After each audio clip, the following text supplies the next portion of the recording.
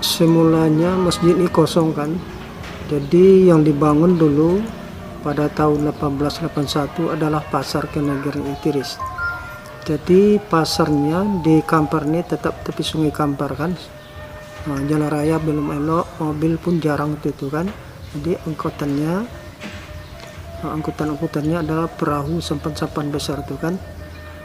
Jadi pasar itu didirikan 1881. 10 tahun setelah itu, itulah baru didirikan masjid ini kan. Inilah masjid yang tertua di Kampar yang asli kan. Tanpa paku dulu sebatang pun dan tanpa biaya 1 sen pun, secara bergotong royong berturut-turut. Jadi nama pendirinya adalah Datuk Engku Muda Songkal, ayahnya orang Tapian di Selatan, namanya Hadim Majid. Di pada satu hari Datuk tuh jalan ke pasar kan. Kita penganut Islam, tapi waktu itu tempat ibadah tidak ada kan, apalagi masjid.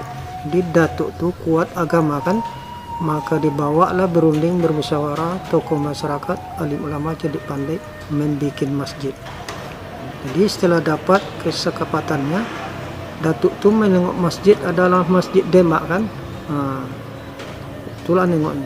Jadi Datuk tuh bukan pergi dia ke sana, micing aja kan, putus maripatnya. Jadi inilah masjid yang tertua di Kampar ini kan, tanpa paku dan tanpa biaya, secara bergotong royong ya.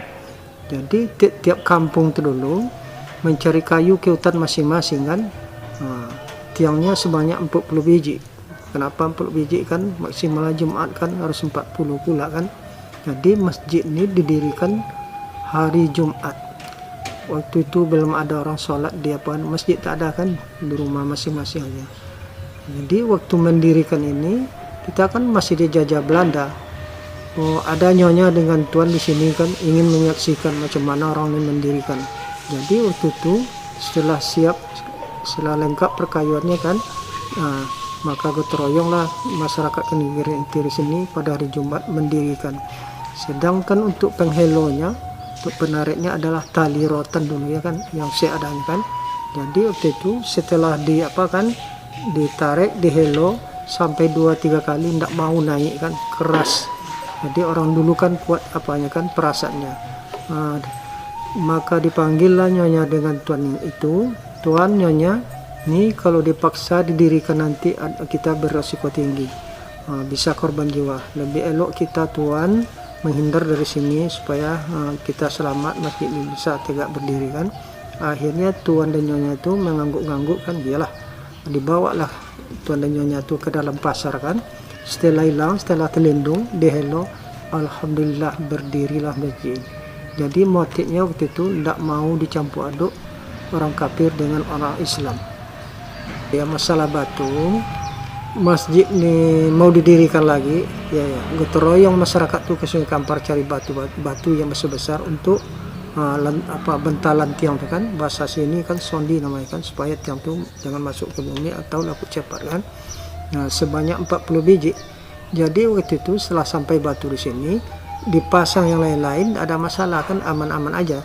Tiba mirip batu kepelakar batu, menurut buku ini kan, sekali dipasang lari batu itu kan, sekali dipasang jatuh batunya. Jadi heran masyarakat kan, ngadu lagi sama Datuk Engku Muda Songkal tadi kan, tuh batu ini tuh tiap kami pasang tuh dia jatuh tuh, lari tuh, tengok Datuk kan, asing nih batu nih, diasingkan, jangan dipasang. Jadi akhirnya batu nih itulah berpindah-pindah. Kadang-kadang jumpa di tengah-tengah masjid di bawah itu kan, dan kadang tempat uduk sini kan. Dulu kan kita kan air kan mengharapkan air hujan kan. Terakhir sekali batu tuh masuk dalam sumur tua, lebih kurang 12 tahun kan. Itulah Allah berkehendak kan, keluar itu pindah ke dalamnya sekarang kan. Jadi sampai di situ sekarang. Datuk kan dulu kan ngomong asingkan batu nih, besok-besoknya ada hasil. Itulah sampai sekarang dijadikan oleh manusia, apa aja penyakit bisa sembuh kalau diizin Allah kan, tapi ya ringan-ringan. Itulah umpamanya bayi kan, udah 2-3 tahun kan umurnya, lambat berjalan, tidak ada cacat kan, mandikan di sini berdoa gitu, banyak yang berhasil.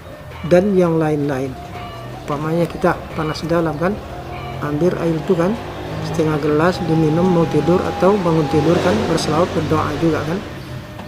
Itulah khasiatnya batu. Kan pendirinya tadi kan Datuk Engku Bundo Songkal.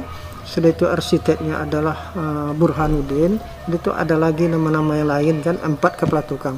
Jadi tiap-tiap kepala tukang tuh bikin ukiran. Ini kan di depan kita nih. Jadi ukiran tuh ada motifnya, umpama kan bunga manggis kan. Kalau kita tengok di luar kan 5 kan. Coba dikupas, pasti 5. Jadi untuk kita tuh kan apa yang terucap sesuai dengan hati.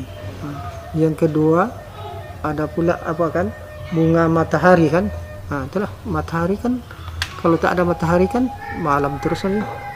Itulah gunanya kan, gelap gemini selama-lama. Itulah contoh ukiran. Jadi orang dulu bikin ukiran bukan sembarangan, ada motifnya.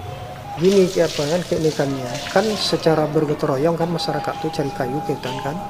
Jadi orang kampung tuh pergi ke hutan cari kayu tuh ada kan, ada. Sudah itu didekat sama-sama kan, setelah didekat kayu itu menghilang. Inilah satu kan hilang. Heran lah masyarakat tuh kan, pulang lagi ke sini ngadu sama Datuk Engku Bundo Songkal. Tuh kemarin kami tuh udah pergi tuh kayu tuh ada. Setelah kami dekat tuh kayu tuh menghilang tuh. Baca sama Datuk tuh subhanallah kan.